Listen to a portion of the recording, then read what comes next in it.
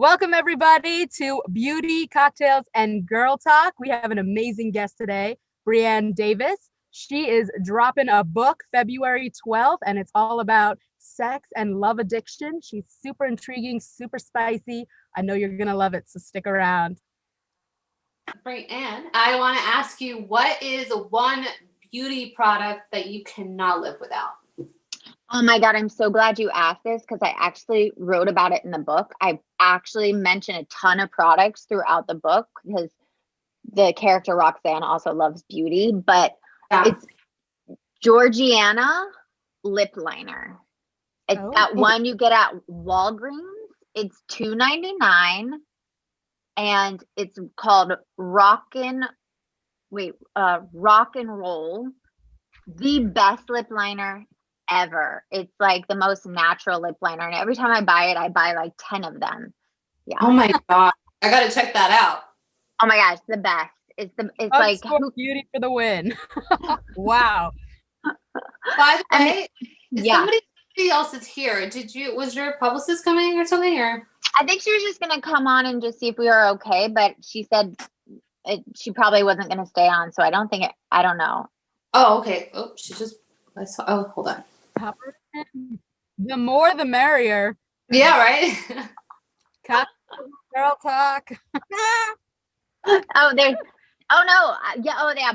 I think she's seeing if we're okay. Hey. Hi. Hey, Becca. Hello, how are you? Good. How are you doing? I'm doing well. Well, I think we're started, right? Are we starting? We started, yeah. Yeah. Let's do it. I got another question for you. This is a fun one. Okay. If you could quarantine with anyone, living or dead, for 24 hours, who would it be? What would you guys do? And what would your cocktail of choice be? Oh my God, I don't know who that would be. I mean, I think cheesy, I would pick my husband to quarantine with because he and I we work so well together. We've been together for 16 years, and being quarantined with a toddler and our businesses and stuff. And cocktail, I would probably have a Kir Royale, and he would have nothing because he's 32 years sober. So that would be what I would do. Congratulations. That's so exciting. Congratulations to him. Beautiful. I know. What would be the non-alcoholic drink? Because it doesn't have to be he would probably get like a mojito without the alcohol because he loves like the so mint and all that. Yeah. Very nice. Those are so refreshing. I love me a mojito. So Brianne, if COVID wasn't happening, what would be your ideal girls' night in or girls' night out? Oh, yeah. So I would say we would go to a hotel. There's one in Pasadena, the Langdon Hotel in Pasadena, and I would go with my girlfriend Rachel, and we would have like a spa day because we're both moms of kids, and we would literally lay in bed and get room service and go to the spa, and that's it. Like that would be just lay in bed and watch like a movie. That would be my girls' night out. It's really like lame, but that just sounds amazing right now. That's as a 30-year-old lady now, that sounds amazing to me. Like, gone are my club days. I don't want none of that. That sounds brilliant. I want to lay in bed and have things done to beautify my skin. Right? And then delicious, expensive food brought in with dessert and a glass of wine, and you're with your best girlfriend and you guys talk about the Real Housewives and just eat and lay and wear masks. Yes. All I want to do now.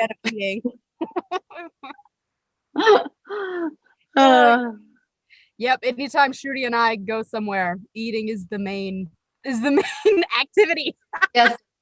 Really? Right? Because I don't understand those people that do not plan their meals. Like when I drive down the street and I see a restaurant, I Yelp it and I'm like, is that something I should try? And I plan my meal before I have it. I don't understand those people that are like, I just don't want to eat. Like, I just don't really care about food.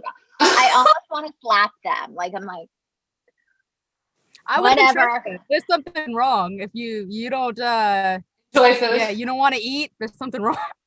I know this one person told me that she wishes she could just take a pill and it keeps her full because she just doesn't enjoy eating. And I just didn't. I was like, we can't be friends because that's like all my day is thinking about. Ew. And That Ellie, sounds so unsatisfying. Yeah. Well, you are so inspiring and outspoken, and we admire your courage when it comes to talking about topics that people can easily shy away from. Congratulations on your book, Secret Life of Hollywood Sex and Love Addict. Would be available on February 12th. Is that correct? Yep. Valentine's Day All right. weekend. so exciting. And that's going to be available digitally and in print. Yes. Wonderful. Wonderful. Here's a little preview. Ooh, wow. I like that. I Yeah, love the it. little X over the nip. I'm feeling that. So first off, what inspired you to write this book? And can you share a story where you faced a challenge in this area and what you're learning about yourself from the experience? Yeah, I mean, I've said before, I never wanted to write a book. I was not interested in writing. I'm dyslexic. I have ADHD. I'm an actor. I just like people to give me the lines and I'll just read them. So when my husband suggested I take this writing class a year and a half ago, I was like, what are you talking about? Leave me alone. Like, I just want to like go to work on set and, and he kept mentioning it. And I said, fine, I'll take it. Leave me alone. I'll take it. And the book came out of me in 45 days. The first draft just spilled out of me. Yeah. And I just hit my 10 years of recovery in Sex and Love Addicts Anonymous. And all these stories came out of me and it was going to be a memoir. But when I kept writing it, I kept getting all these visions and scenes in my dreams and other people's stories coming in. And I just kept adding to them. And all of a sudden the character pops into my head, this other woman that's similar to me, but is not me. The stories are probably like 50-60% mine and the other ones are my imagination or other people's stories. So I was sitting being like, who's this person then if she's not me? And the song for The Police, Roxanne, came on and it was like, oh my God, that is her name, Roxanne, So Yeah. I gave her the name Roxanne. And what I say is everybody has a little Roxanne in them. Everybody does things that are secrets, are shameful. And I really just wanted to help people understand this disease of sex and love addiction, that it's very deadly. It's very serious. More people are in jail from sex and love addiction than any other disease. More people are murdered over love triangles. I mean, just watch Dateline. It's literally the cause of death is, love and sex obsession. And being in the program now for 11 years and 11 years of recovery, I just really want to educate people in a way that feels entertaining because I am an entertainer. So when I was writing it, these 10 rules came up about how Roxanne, for the first year in the program, finds her serenity and peace. And one of the stories I love, well, there's so many stories I love.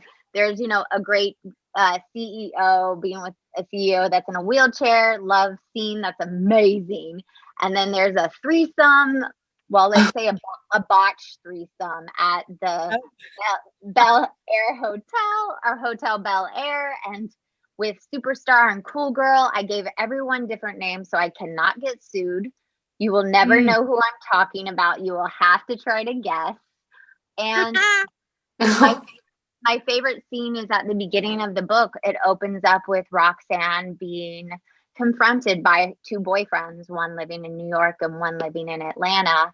And I will say that happened to me. And she definitely, the situation of her getting out of getting confronted and having to apologize and all that, it's hilarious. And it's like you want to crawl out of your skin for her. And it's also heartbreaking. So I just really want to educate people, but also entertain them while they read this book.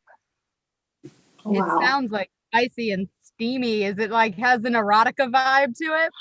Yeah, I gave it to a couple of my producer friends, and they said, this huge director said, when I'm reading it, it's like titillating and like kind of sexy, but then there's a part of you that feels gross that you're thinking like that because it's an addiction and she's in her disease. So it's like this weird, and you'll see the ups and downs. You know, she has a couple slips that are really horrible, but I just feel like every time I give it to somebody, they always are like, oh my God, I do that. Oh my God, someone I know does that. I learned something. I saw myself in this. And I just really want people to like blow open the doors of this addiction. There's no shame that we all have done things we're not proud of, as long as you take responsibility for them. And recovery is not a straight line for any addiction, anybody recovering, there's bumps on the road. It's up and down. And the most important thing is to just pick yourself up and keep going, not dwell on the mistake or the relapse or anything like that. Yeah. What a powerful. Yeah, it's gnarly. And to be addicted to people. If you guys, if you don't understand this addiction, it's like an alcoholic is addicted to the bottle. A sex and love addict is addicted to a person. They pick unavailable men. They cheat, they intrigue, they flirt, they DM, they swipe left and swipe right, always looking for the perfect partner. And my whole message is the perfect partner is in the mirror. It's you. Self-love is the most important. And that is what this program and having this disease has taught me, that I live and I die by myself. Like, if you don't like the person that you are at the end of your life, I didn't want to see myself at the end of my life never be fully committed to another person, never fully loving myself, because this disease is based on low self-worth, fear of abandonment, fear of intimacy, fear of getting hurt. And I was just sick and tired of having one foot in and one foot out. Yeah. Wow. I'm like a little speechless right now. I'm like listening to you and I'm like, oh my God, this is so, like, you have so much wisdom, and the novel, it sounds so exciting, and it just sounds so raw and authentic. And, I believe that people should share their stories, because you never know whose life you're going to touch just by sharing your story, where someone else can say, oh my gosh, I'm not alone. Yeah. So, with that being said, with someone who's dealing with this, with love addiction or sex addiction, what would be your advice to them? Well, the main thing I would say is open up, talk to somebody, because before I, went to a therapist, I always thought I was so broken and alone. I thought I was missing that gene that could fully commit to my boyfriend. Like, I was always kind of just flirting, and I didn't realize how damaging that was, because flirting is like giving your energy off, and it's just air. It doesn't mean anything. And I just want people to know that you have to talk to somebody. You have to put words to how you're feeling, to say, I don't know what's wrong with me. Like, why do I keep doing this over and over again? I say you can put a bag over someone's head. It didn't matter who they were. It's just what they mirrored for me. And I'm talking about friends. I realize I use my friends. I realize I use family members. If, like, for instance, if I was having a bad day, I would call a friend and leave her on the phone for 30 minutes, like talking her ear off. And then I realized when I got off with her, I still didn't feel better. And I would pick up the phone and do it to another friend. And it was just a moment like, wow, you are so empty inside that you keep using other people to fill you. So I'd say, if that's something you do, there are these 40 questions. It's self-diagnosed on Sex and Love Addicts Anonymous. You can go and type in 40 self-diagnosed questionnaire, and you can fill them out. And they say if you get 5 or more yeses, that you might look into the program. But I want to say, like, I got 38 out of 40. I knew I had a problem, and I'm so grateful. And I'm not, Sex and Love Addicts Anonymous might not work for everybody, but it worked for me. And I'm just trying to share my experience, strength, and hope so others know that they're not alone. If you're a chronic cheater, you're going to be doing that the rest of your life. It's not going to go away when you find the perfect partner. There is no perfect partner. If you keep picking that unavailable man that doesn't return your calls, that leaves you hanging, that doesn't show up for you, you're going to keep doing that until you stop, go get some help, see why you keep doing it and what internally your pattern is. And then it's bringing back relationships in a healthy way. That's what it is. And it's the best thing I've ever done for myself.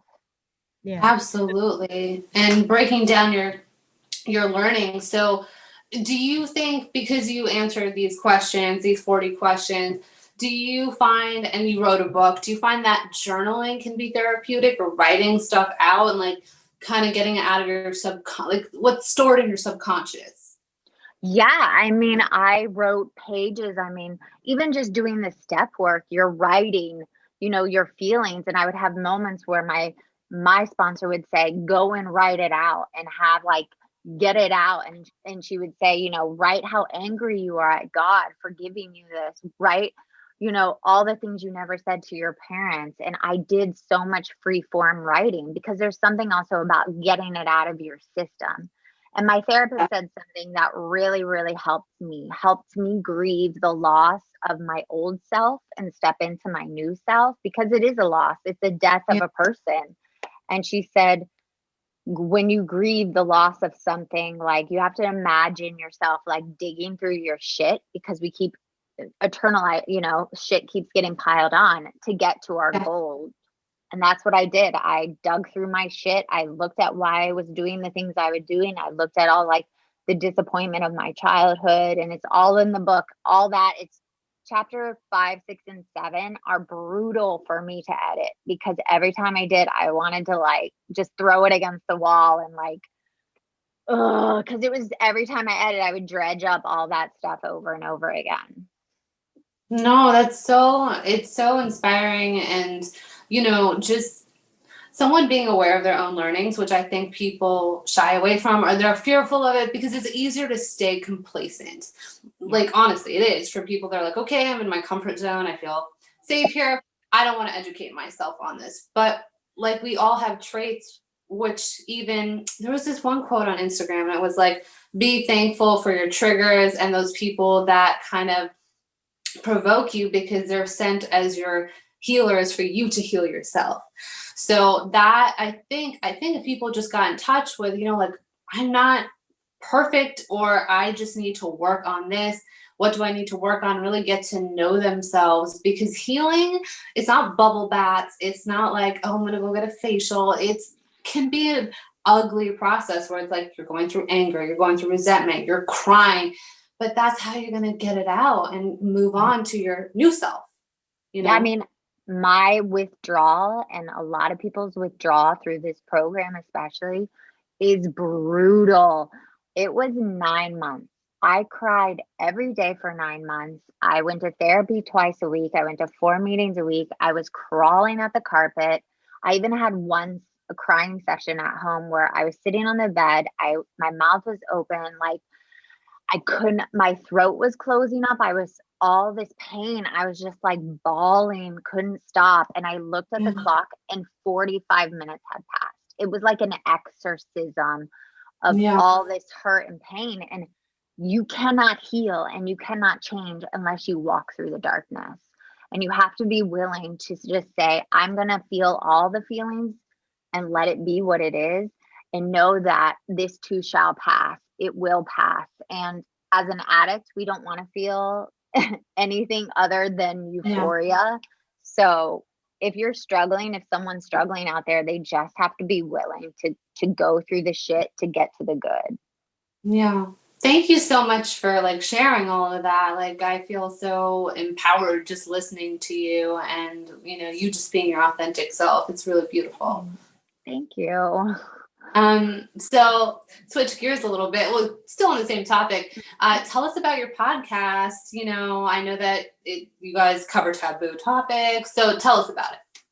Okay, so after I started writing the book and I did an article for HuffPost and I pretty much outed myself with my disease, I got all these DMs and emails about people saying how much it helped them.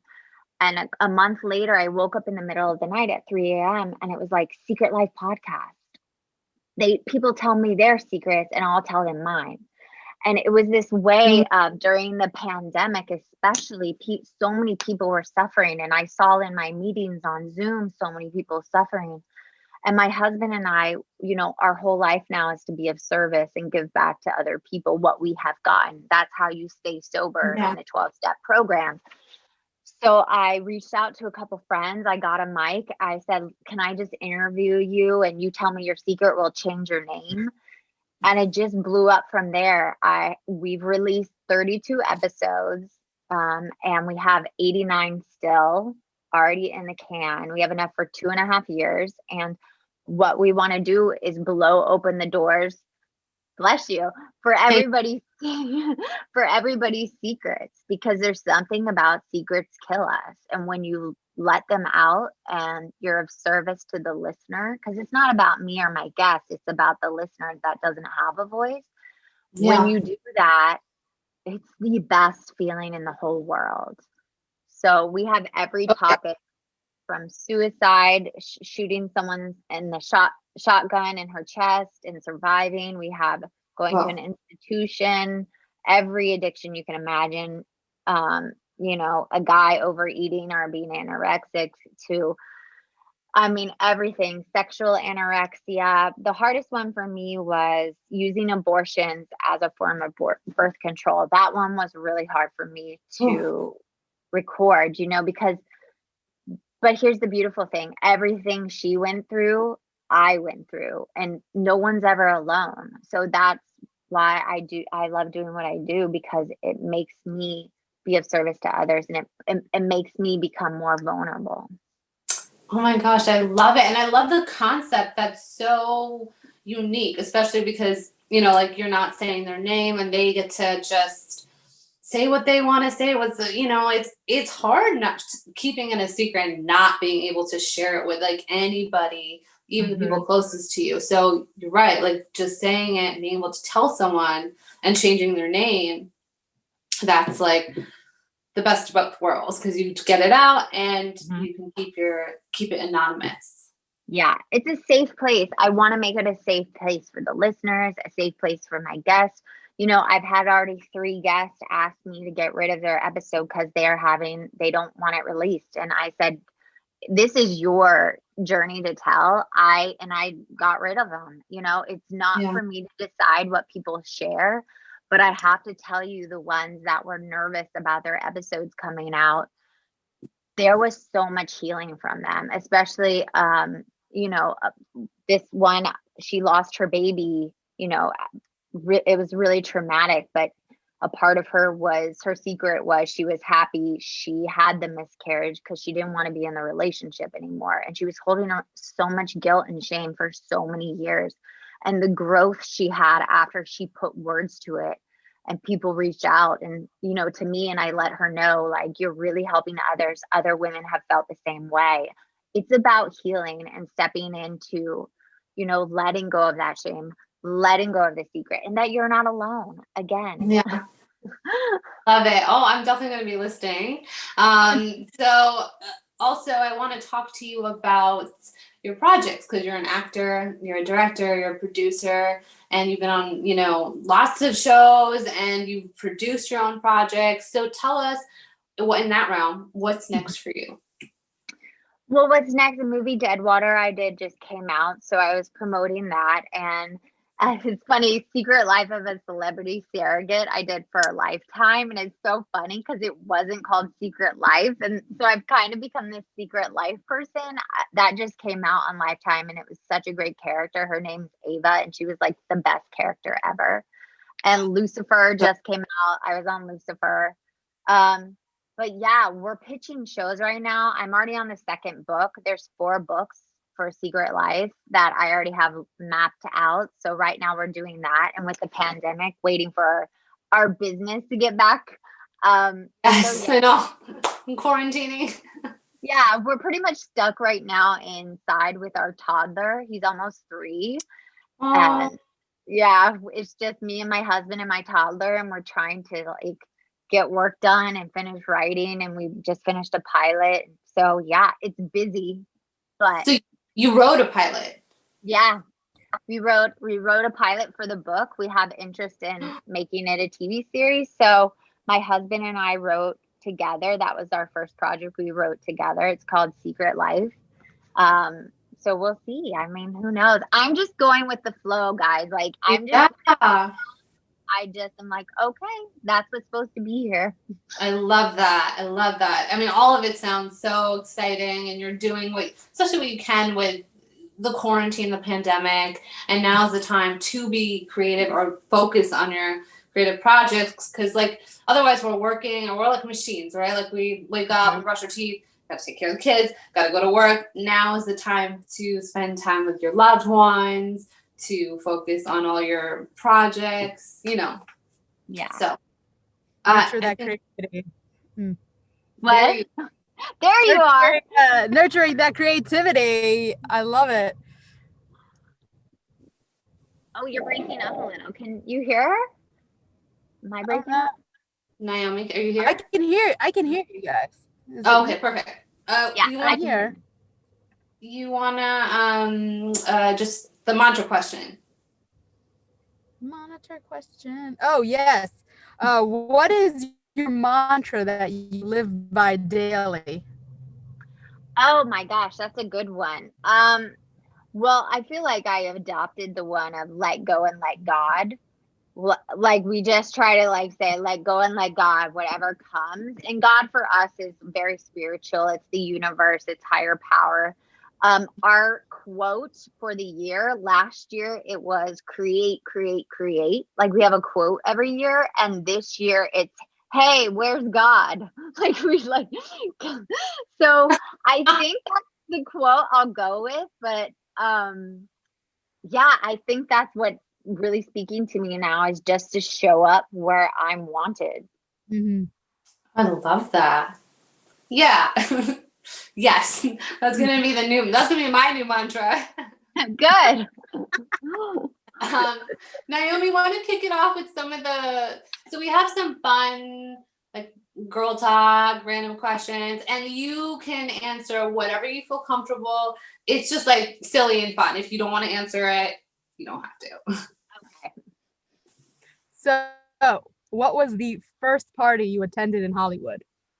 First party. Oh my God. Oh my gosh. Oh my God. What was it? It was like a party with a bunch of celebrities at a karaoke in Koreatown, a karaoke like party. It was so strange for me because I'm from the South, and going to a karaoke, it's just a bunch of people like singing.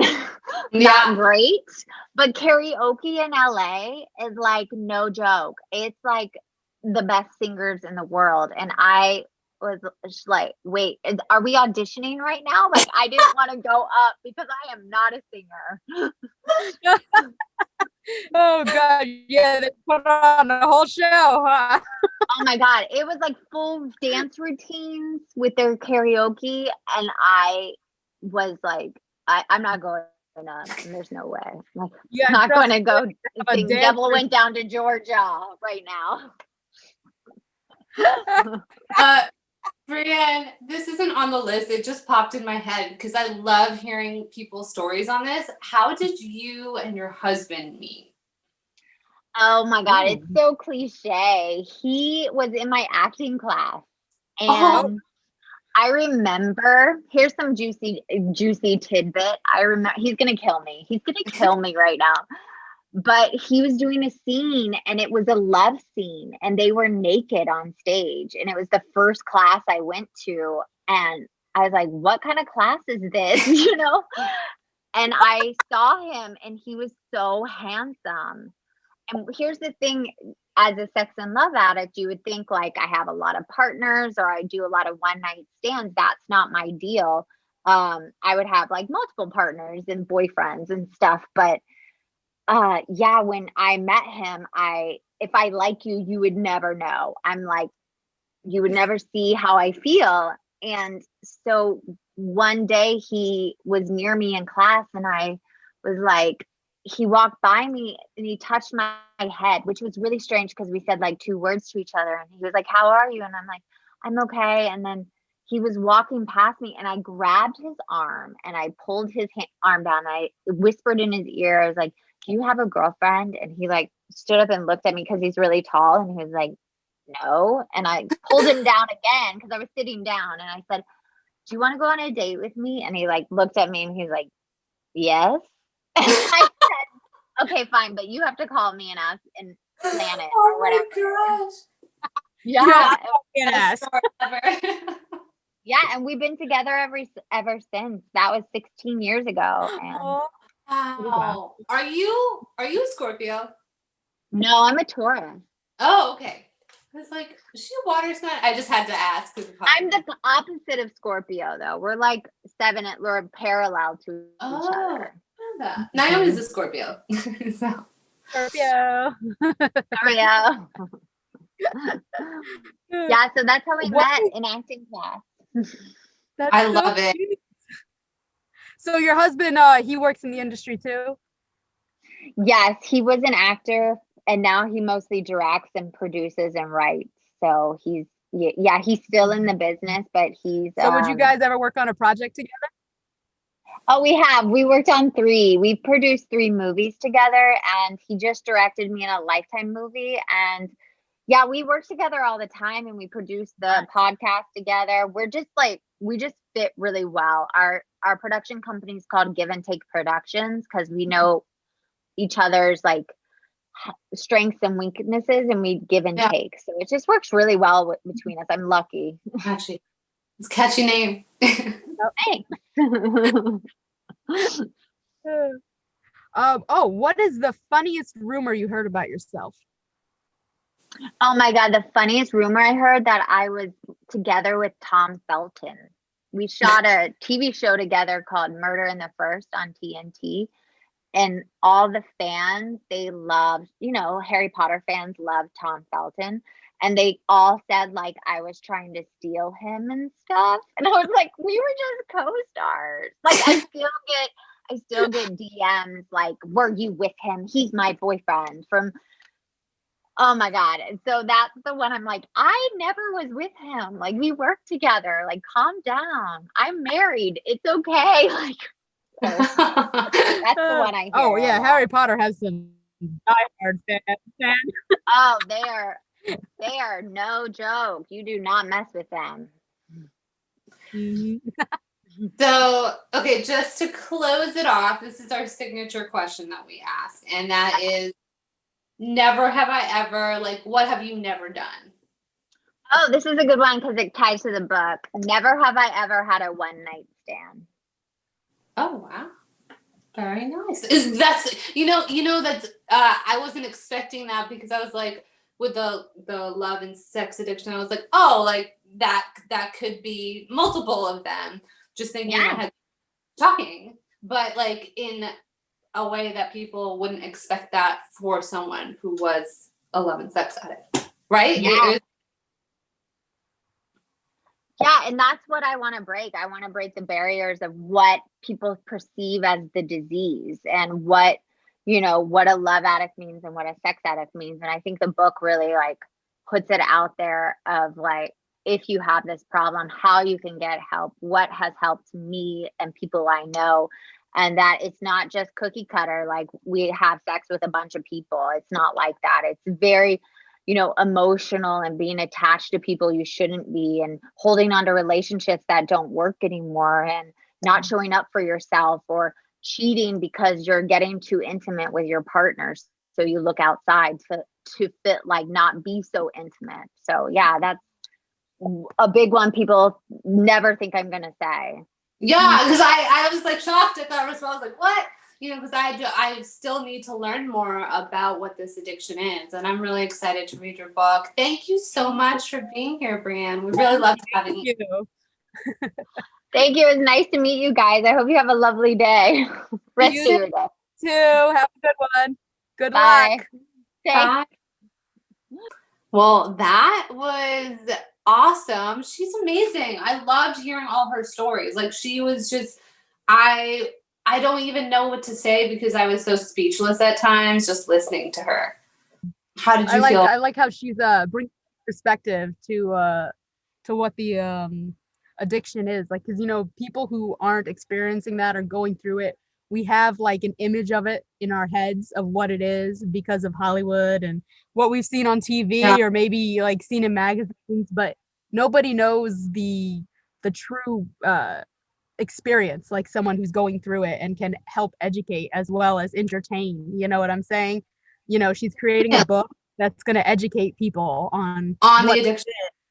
Yeah, while keeping them engaged and entertained, and I think that's pretty impressive.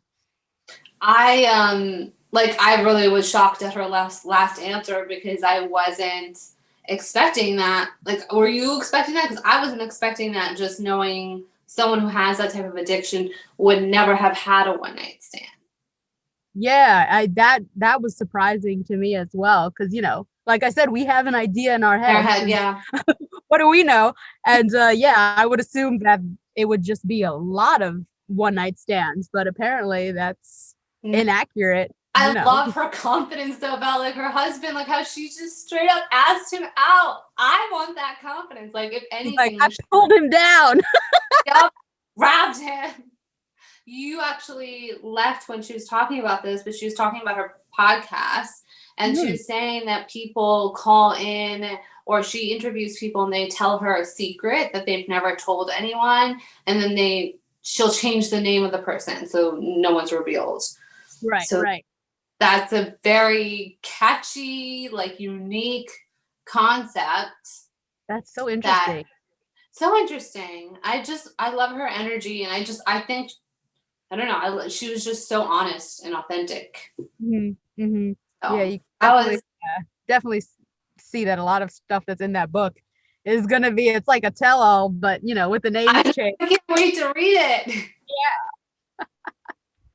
So guys, thank you for joining us for Beauty, Cocktails, and Girl Talk, and stay tuned for more.